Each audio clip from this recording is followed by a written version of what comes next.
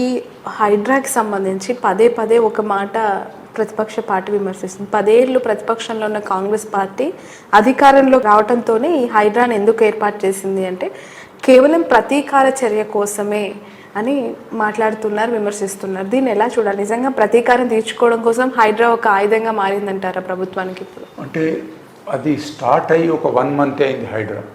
ఇప్పుడు ఇమ్మీడియట్గా మనం చెప్పలేము. Let them work for 2-3 months. వాళ్ళు పనిచేసిన తర్వాత సుమారు ఒక 3 నెలలు వాళ్ళు పనిచేసినాక ఎవరెవరి కూల్చినారు, కేవలం ఒకే పార్టీకి సంబంధించిన కూల్చినట్టయితే అది హైడ్రా తప్పు. కోర్టుకు పోతారు ప్రజలు, లేదా మినిస్టర్ మీద, సీఎం మీద ప్రెషర్ వస్తుంది. కానీ వాళ్ళు ఒక పద్ధతి ప్రకారంగా ఎక్కడెక్కడైతే ఆక్యుపేషన్స్ జరిగినాయో, ఎక్కడైతే పబ్లిక్ కంప్లైంట్స్ వస్తున్నాయో వాటిని కూల్చినట్టయితే దాని మీద మనము ఇప్పుడే కామెంట్ చేస్తే బాగుంటుంది. ఎందుకంటే ఒక మంచి పని చేస్తున్నారు, ఒక ఆర్గనైజేషన్ వచ్చింది, మంచి పని చేస్తున్నారు కాబట్టి మనం కొద్దిగా వాళ్ళకు టైం ఇవ్వాలి. కేవలం ఒకే పార్టీ వాళ్ళకి కూలుస్తున్నారు అన్నది ఇప్పుడే నిర్ణయానికి రావాల్సిన అవసరం లేదు. మొన్న ఒక కేసు లోపల ఒక ఎమ్మెల్యే ముందుకొచ్చి, అంటే సీనియర్ ఎమ్మెల్యే వచ్చి హైడ్రా ఆఫీసర్స్ మీద అన్పార్లమెంటరీ లాంగ్వేజ్తో దూషించడం జరిగింది. అది మంచి పద్ధతి కాదు. అధికారుల మీద మీకు ఏదైనా వాళ్ళు తప్పు చేస్తే మీరు పోయి అడగచ్చు, ఒక ఎమ్మెల్యేగా పోయి అడగచ్చు, నిలదీయచ్చు. అది కాకుంటే ముఖ్యమంత్రి దృష్టికి తీసుకొచ్చి ఆ తప్పు జరిగిందని సరిదిద్దచ్చు. అంతేగాని హైడ్రా అధికారులను ఇట్లా మాట్లాడినట్టయితే వాళ్ళ మనోస్థైర్యం దెబ్బతింటుంది. కాబట్టి నా రిక్వెస్ట్ ఏంటంటే రాజకీయ నాయకులు మీకు లీగల్గా పోండి, కానీ ఆఫీసర్స్ని మాత్రము అనవసరంగా బద్నాం చేయద్దు. ఒకవేళ మీరు బద్నాం చేయదలుచుకుంటే ఆఫీసర్స్ను వీళ్ళని చేయండి. జిహెచ్ఎంసీలో ఎవరు పర్మిషన్ ఇచ్చినారు, తర్వాత రిజిస్ట్రేషన్ ఎవరు చేసినారు, ఫాల్స్ రికార్డ్స్ ఎవరు తయారు చేసినారు, ఆ బిల్డర్ ఎవరు, వాళ్ళని ఏమన్నాను. కానీ ఈ హైడ్రా అధికారులను అంటే అంత బాగుండదని నేను అనుకుంటున్నాను. సార్, ఈ హైడ్రా ఏర్పాటుతో ఒక్కసారిగా ఒక వ్యతిరేకత అన్నది కనిపిస్తుంది. ఇంటర్నల్ పార్టీలో కనిపిస్తుంది, అవుట్ ఆఫ్ ద పార్టీలో కనిపిస్తుంది. దీన్ని కాంగ్రెస్ ఎలా క్లెయిమ్ చేసుకోవాలి? ఎస్పెషల్లీ రేవంత్ రెడ్డి గారే దీనికి చైర్మన్గా కూడా ఉన్నారు. ఎలా చూడాలి? అంటే నేను ఒక సామాన్య మానవుడిగా, ఒక సివిల్ సొసైటీ రిప్రజెంటేటివ్గా నేను ఏమనుకుంటున్నానంటే హైడ్రాను ప్రజలు హర్షిస్తున్నారు. అంటే వాళ్ళకు రాజకీయ నాయకుల మీద, పెద్ద పెద్ద బిల్డర్స్ మీద కోపం బాగుంది. ఈ కూలబెడుతుంటే 90% of the people are with this program Hydraa. కాకపోతే అక్కడక్కడ ఏదైనా పెద్ద ఎత్తున చేస్తున్నప్పుడు తొందరపాటు చర్యతోనే 1-2 ఇన్సిడెంట్స్ తప్పుగా జరిగి ఉండొచ్చు. ఇప్పటి వరకు అయితే ఎక్కడ కూడా లేదు. కేసు కోర్టు దాకా పోయినా కోర్టు కూడా చెప్పింది ఏమనంటే మేము దీంట్లోపల జోక్యం చేసుకోము, స్టే ఇవ్వము. కాకపోతే హైడ్రా ఆ GO 99 ఏదైతే ఇష్యూ చేసినారో దాని ప్రకారంగా, ఒక పద్ధతి ప్రకారంగా పోండి, మీరు చేసే చర్యలకు మేము ఇప్పుడు అడ్డం రామని కూడా హైకోర్టు చెప్పడం జరిగింది. కాబట్టి ఇప్పుడు కాంగ్రెస్ పార్టీలో ఇంటర్నల్గా ఇది వస్తుందంటే మరి ఎవరైనా ఆక్యుపై చేసి ఉండొచ్చు.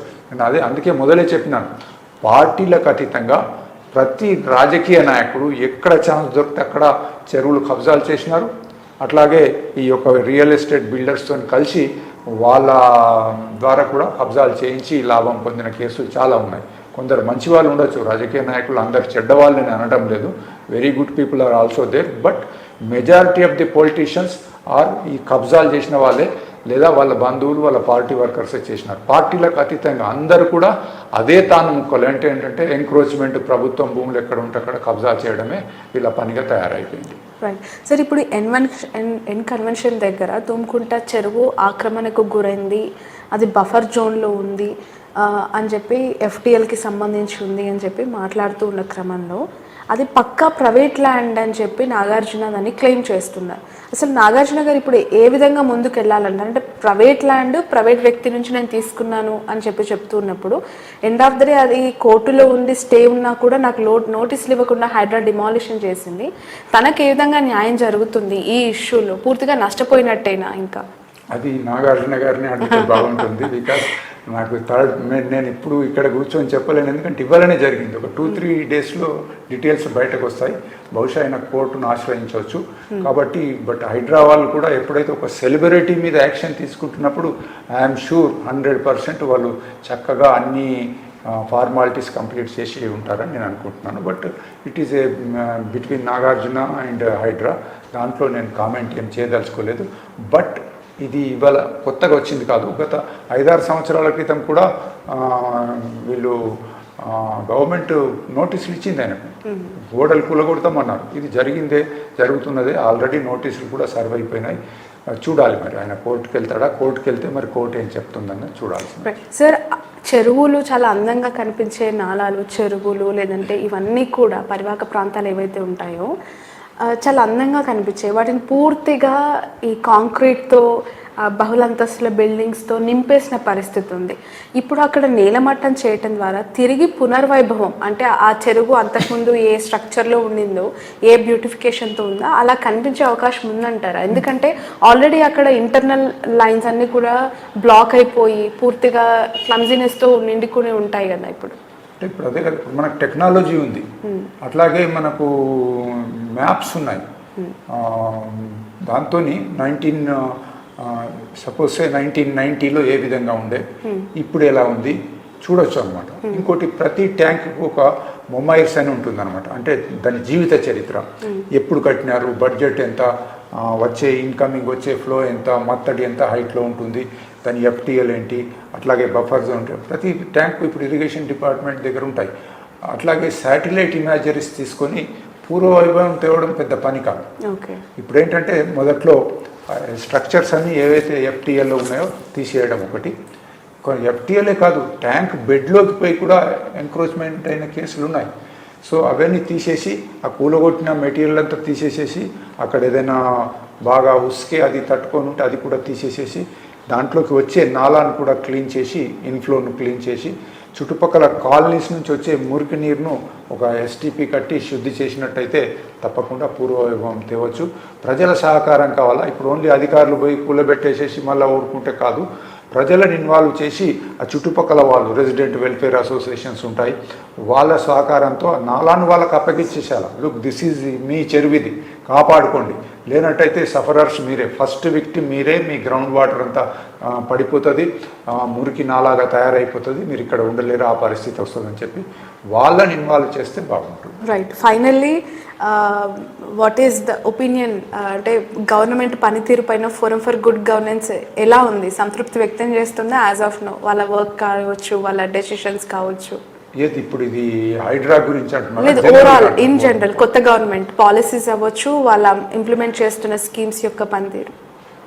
వాళ్ళు ఈ యొక్క గవర్నమెంట్ పవర్లోకి రాక మొదలు విపరీతమైనటువంటి ప్రామిసెస్ చేసినారు. అవి మంచియో కావచ్చు, లేదా ప్రజల మీద భారం పడుతుండొచ్చు. ఇప్పుడు ఆ ప్రామిసెస్ను నింపుకోలేక సతమతం అవుతున్నారు. దురదృష్టం ఏంటంటే ఇంతకు మొదలు పోయిన గవర్నమెంటు విపరీతమైన అప్పులతోని వీళ్లకు హ్యాండ్ ఓవర్ చేసినారు, వైట్ పేపర్ కూడా ఇచ్చినారు.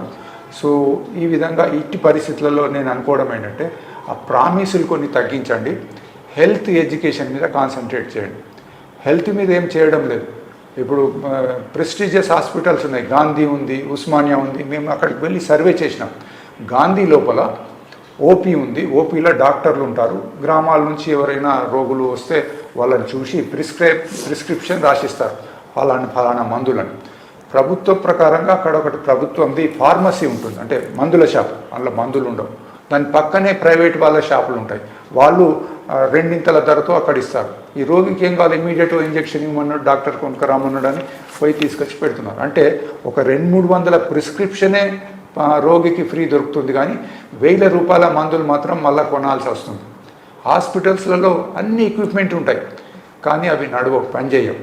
మళ్ళీ బయటకు పోయేసేసి అది ఎక్స్రే కావచ్చు, లేదా ఇంకా ఏదైనా ఇతరత్ర టెస్ట్ కావచ్చు, అన్నీ కూడా బయట నుంచి చేయాల్సిన పరిస్థితి ఉంది. కాబట్టి ప్రభుత్వం టోటల్గా నిర్లక్ష్యం చేసింది. ఎడ్యుకేషన్ కూడా ఈ 8-10 నెలల లోపల ఎడ్యుకేషన్ మీద కూడా మనం చూస్తూ ఉన్నాము, సరి అయిన ఇది పెట్టడం లేదు. ఇప్పుడు గురుకుల స్కూల్ అన్నారు, రోజు పేపర్లలో చూస్తే పిల్లలు కలుషిత ఆహారం తిని అస్వస్థతకు గురవుతున్నారు. అది ఏమి హాస్టల్స్, కొద్దిగా డబ్బు ఖర్చు అయినా కానీ మంచి క్లీన్ సరౌండింగ్స్లో పిల్లలకు మంచి ఆహారం పెడితే వాళ్ళు అక్కడ చదువుకొని పైకి వస్తారు. సో ఈ ప్రభుత్వం ప్రియారిటీస్ మర్చిపోయింది, ఉచితాల మీద పడ్డారు. ప్రియారిటీస్ ఏంటి? నా ఉద్దేశం లోపల ప్రియారిటీస్ అంటే పేదవాళ్లకు, మారుమూల ప్రాంతంలో ఉన్న వాళ్ళకు ఉచితంగా నాణ్యమైన వైద్యం అందాలి. రెండోది మంచి నాణ్యమైన విద్య అందాలి. ఇన్ఫ్రాస్ట్రక్చర్ డెవలప్ కావాలి. అట్లాగే ఎంప్లాయ్మెంట్ కోసమని వీళ్ళు చర్యలు తీసుకోవాలి. ఇటువంటి వీటిని వదిలిపెట్టినారు. బతుకమ్మ చీరలు ఎందుకు వచ్చినాయి, ఎవరు అడిగినారు? సంవత్సరానికి 300-400 కోట్లు ఖర్చు పెడుతున్నారు. పండుగలకు దసరా పండుగ వచ్చిందంటే పార్టీ, రంజాన్ పండుగ వచ్చిందంటే పార్టీ. ప్రభుత్వము పాలన చేయడానికి ఉన్నదా లేక పార్టీలు ఇవ్వడానికి ఉన్నదా? ఎవరి డబ్బది?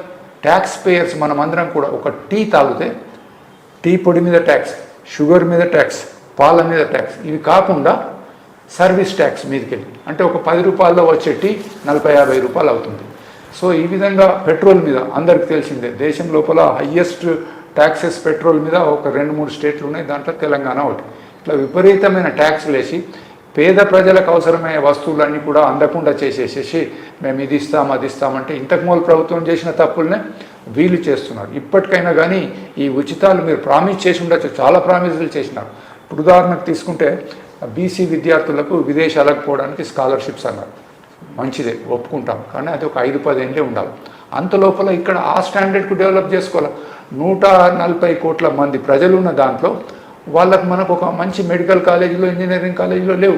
అక్కడ పోయి ఎక్కడ పడితే అక్కడ ఉక్రెయిన్లు అంటారు, సింగపూర్ అంటారు, ఇంకేంటి అంటారు. ప్రపంచంలో నలుమూలల్లో మన వాళ్ళు మెడిసిన్ చదవడానికో ఇంజనీరింగ్ చదవడానికే పోతున్నారు. మరి మనం డెవలప్ చేసుకోలేమో? ఒక విద్యార్థి మీద 30-40 లక్షలు ఖర్చు పెట్టి బయటకు పోవడానికి స్కాలర్షిప్ ఇస్తున్నారు.